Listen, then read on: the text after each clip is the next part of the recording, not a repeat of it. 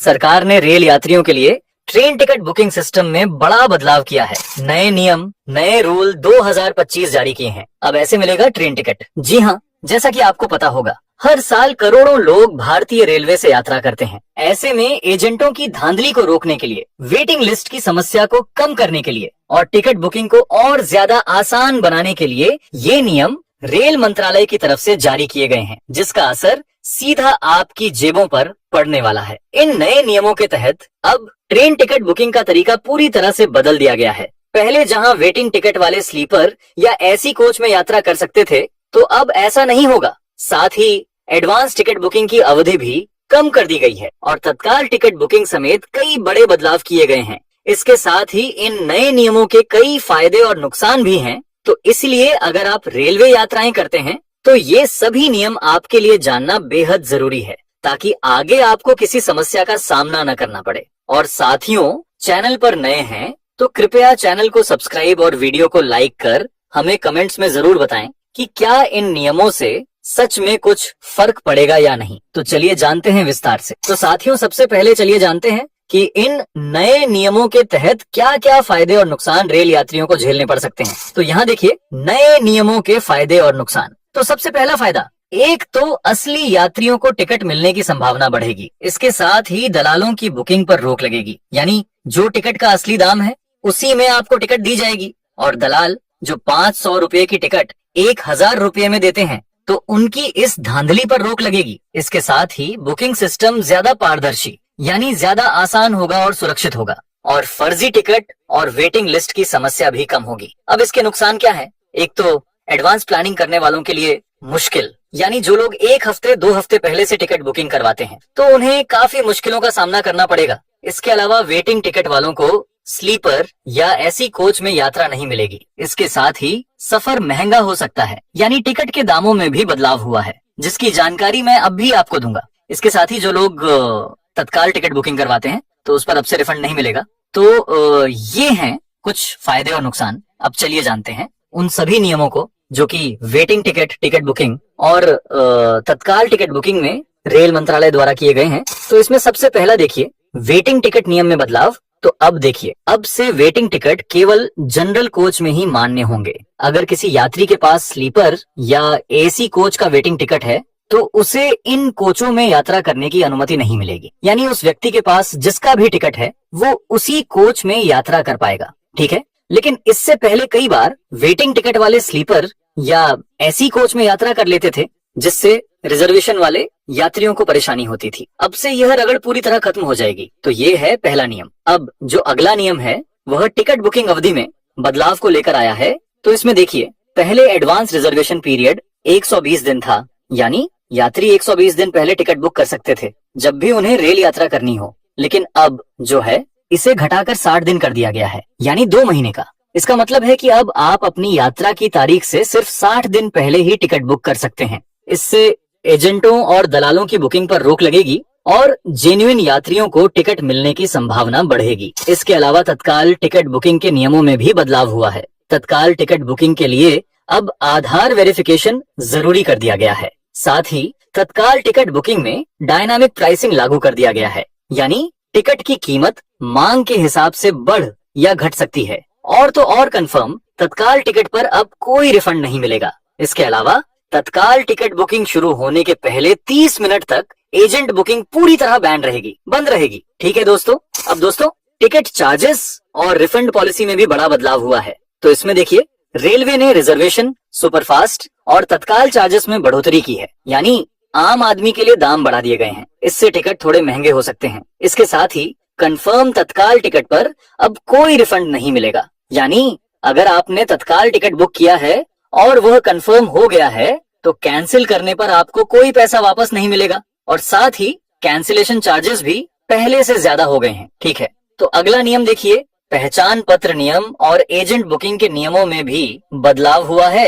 यानी अगर आप कहीं बाहर से टिकट बुकिंग करवाते हैं, किसी एजेंट से करवाते हैं, तो इसमें अब टिकट बुकिंग और यात्रा के समय एक ही आईडी प्रूफ अनिवार्य कर दिया गया है। पहले यात्री टिकट बुकिंग के समय एक आईडी और यात्रा के समय दूसरी आईडी दिखा सकते थे, लेकिन अब ऐसा नहीं चलेगा। इससे फर्जी बुकिंग और टिकट की समस्या कम होगी। साथ ही तत्काल टिकट बुकिंग के पहले 30 मिनट तक एजेंटों को टिकट बुक करने की अनुमति नहीं होगी, जिससे आम यात्रियों को ज्यादा फायदा मिलेगा। अब साथियों, जो अगला नियम लागू किया गया है तो वह खान पान सेवा और लगेज यानी बैग जो भी रेल यात्री लेकर आते हैं तो उसको लेकर है। तो इसमें अब यात्री बिना मील बुकिंग के भी ट्रेन में खाना खरीद सकते हैं। पहले कई बार यात्रियों को सिर्फ मील बुकिंग के साथ ही खाना मिलता था, लेकिन अब ऐसा नहीं होगा। इसके अलावा लगेज लिमिट से ज्यादा सामान ले जाने पर 6 गुना जुर्माना देना होगा।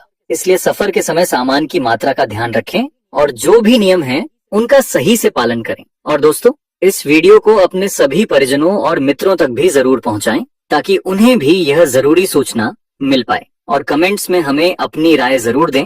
दिल्ली, नोएडा, गाजियाबाद और मेरठ के लोगों के लिए एक बड़ी खुशखबरी है। जल्दी ही दिल्ली के सराय काली खान से मेरठ तक की यात्रा नमो भारत के जरिए 1 घंटे से भी कम समय में पूरी की जा सकेगी।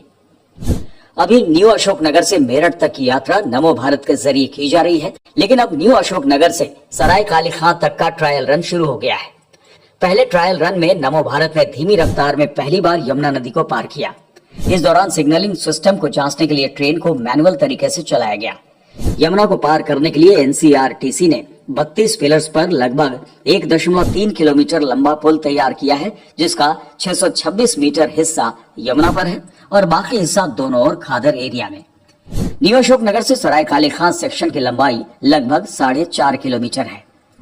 अगले कुछ दिनों में हाई स्पीड टेस्ट सहित व्यापक ट्रायल रन किए जाएंगे। इसके बाद कमिश्नर मेट्रो रेल सेफ्टी की हरी झंडी मिलते ही सराय काली खान स्टेशन तक नमो भारत की सेवा शुरू हो जाएगी। सराय काली खान स्टेशन दिल्ली, गाजियाबाद, मेरठ कॉरिडोर का शुरुआती स्टेशन है। स्टेशन की फिनिशिंग का काम जोर शोर से चल रहा है। यहाँ प्लेटफॉर्म तक जाने के लिए 12 एस्केलेटर और 4 लिफ्ट का इंतजाम किया गया है। सभी प्लेटफॉर्म पर प्लेटफॉर्म स्क्रीन डोर्स यानी पीएसडी लगा दिए गए हैं। स्टेशन के 5 एंट्री एग्जिट स्ट्रक्चर्स भी लगभग तैयार हो चुके हैं। सराय काली खान स्टेशन को मल्टी मॉडल इंटीग्रेशन मॉडल के रूप में विकसित किया जा रहा है। यहाँ से दिल्ली मेट्रो की pink line, Nizamuddin railway station, ISBT और रिंग रोड बस स्टैंड की कनेक्टिविटी होगी। अभी नमो भारत ट्रेन दिल्ली के न्यू अशोकनगर से मेरठ दक्षिण तक चल रही है।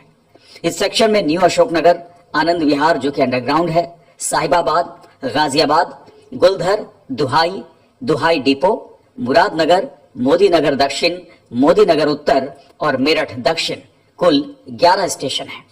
सराय काली खान स्टेशन से भी सेवा शुरू होने के बाद यात्री मेरठ तक का सफर 1 घंटे से भी कम समय में तय कर लेंगे। दोस्तों, इसका पहला फेज 1 का काम दिल्ली से मेरठ के बीच में चल रहा था 82 किलोमीटर का, जहां पर नमो भारत ट्रेन आज 55 किलोमीटर के ऑपरेशनल ट्रैक पर चल रही है, जो कि दिल्ली के न्यू अशोकनगर से मेरठ साउथ तक जाता है। हाल ही में इस पूरे ही सेक्शन का स्टार्टिंग पॉइंट जो दिल्ली से होने वाला है सराय काले खां, वहां से लेकर के न्यू अशोकनगर के बीच में भी ट्रैक कंप्लीट हो गया है और वहां पे भी ट्रायल हो रहे हैं और जल्द ही ये सेक्शन भी जुड़ जाएगा लगभग 4 किलोमीटर का। तो 59 किलोमीटर का यहाँ पर सेक्शन कंप्लीट हो जाएगा। लेकिन आप लोगों के लिए सबसे बड़ी खुशखबरी लेकर के आ गया हूँ। जब ये प्रोजेक्ट शुरू हुआ था, इसकी डेडलाइन रखी गई थी कि जून 2025 तक ये प्रोजेक्ट कंप्लीट करना है एनसीआरटीसी को। एनसीआरटीसी वो कंपनी है जिसको बनाने में 4 राज्यों की सरकारों का हाथ है। तो ये 4 राज्य की सरकार जो है, जिसमें दिल्ली राज्य, उत्तर प्रदेश राज्य, राजस्थान, हरियाणा शामिल है, इनकी मिलकर के यहाँ पर बहुत बड़ी भूमिका रही इस प्रोजेक्ट को शुरू करने में। और एनसीआरटीसी के सुपरविजन में आप लोगों को जान के खुशी होगी, अभी पहली बार 1 मई 2025 को आखिरकार वो खबर आ चुकी है कि मेरठ साउथ तक जहां तक ट्रेन अभी चल रही है, उसके जस्ट आगे शताब्दी नगर आता है। तो मेरठ साउथ से शताब्दी नगर के बीच में ट्रायल शुरू हो गए थे, मैं आप लोगों को पहले भी बता चुका हूँ। लेकिन इसके आगे सबसे आखिरी पॉइंट मोदीपुरम, जो कि एक डिपो होने वाला है और एंड पॉइंट होने वाला है इस प्रोजेक्ट का मेरठ में। तो मोदीपुरम तक जो सेक्शन जा रहा है 23 किलोमीटर का मेरठ में से होते हुए, वहां पे ट्रायल रन आज पहली बार लिए गए। या दोस्तों, ट्रायल रन शुरू हो चुके हैं मेरठ साउथ होते हुए, शताब्दी नगर से मेरठ सेंट्रल होते हुए मोदीपुरम तक। बहुत बड़ी खबर है, इसका मतलब ट्रैक कंप्लीट हो चुका है। फिनिशिंग वर्क जारी रहेगा। आने वाले 3 से 4 महीनों के अंदर आप लोगों को यहाँ पर ये पूरा ही सेक्शन खुलता दिखेगा। अब मेरठ के अंदर दोस्तों ये जो पूरा सेक्शन है ये 23 किलोमीटर का है। मेरठ साउथ के बाद हम जब मेरठ में अंदर एंटर करते हैं, इस 23 किलोमीटर में से 18 किलोमीटर 18 किलोमीटर जो है वो एलिवेटेड है और 5 किलोमीटर मेरठ के अंदर अंडरग्राउंड होने वाला है। अब इसको जानते हैं किस तरीके से ये ट्रायल लिए जा रहे हैं। सबसे पहले तो दोस्तों इन ट्रायल में अभी शुरुआती दौर में ट्रैक की stability, signalling, platform height, OHE system, सब चीजों की जांच की जा रही है। बाद में इसके स्पीड ट्रायल भी होंगे 160 to 180 kmph के बीच में।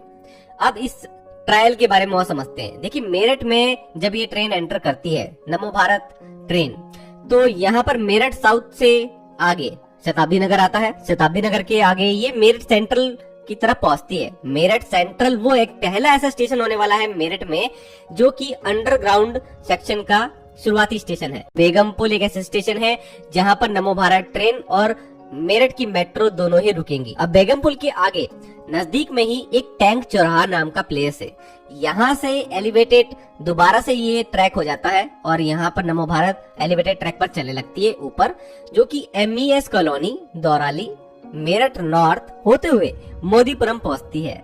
दोस्तों इस तरीके से ये ट्रायल हो रहे हैं।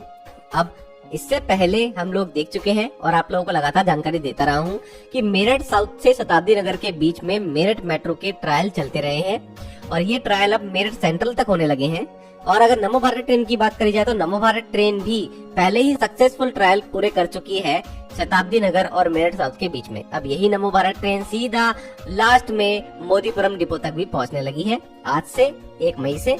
इस मई के महीने में आप लोगों को लगातार ट्रायल होते दिखेंगे और जून के महीने में हो सकता है कि काफी कुछ आप लोगों को बहुत इंपॉर्टेंट देखने को मिल जाए इस प्रोजेक्ट को लेकर के, जिसमें कुछ इनॉग्रेशन भी होता दिख सकता है जहां तक मुझे लगता है, जिसमें हमारा दिल्ली का सराय काले खां भी जुड़ना भी बाकी है, जिसकी ट्रायल रन अभी चल ही रहे हैं। तो दोस्तों ये एक बड़ी खुशखबरी आप लोगों को देनी थी। आखिरकार NCRTC ने वो कर दिखाया जिसकी हमको उनसे उम्मीद भी थी। बड़ा प्रोजेक्ट था और मौजूदा ट्रैफिक को देखते हुए भी ये प्रोजेक्ट लगातार चलता रहना था। और यहाँ पर NCRTC का जो मैनेजमेंट है, जो प्लानिंग है, वो बहुत अच्छी दिखाई देती है। इन्होंने बहुत सारा एक्सपीरियंस गेन करा होगा यहाँ पर, और जो कि काम आने वाला है आने वाले दिनों में जब इसके अदर सेक्शंस पर काम शुरू होगा।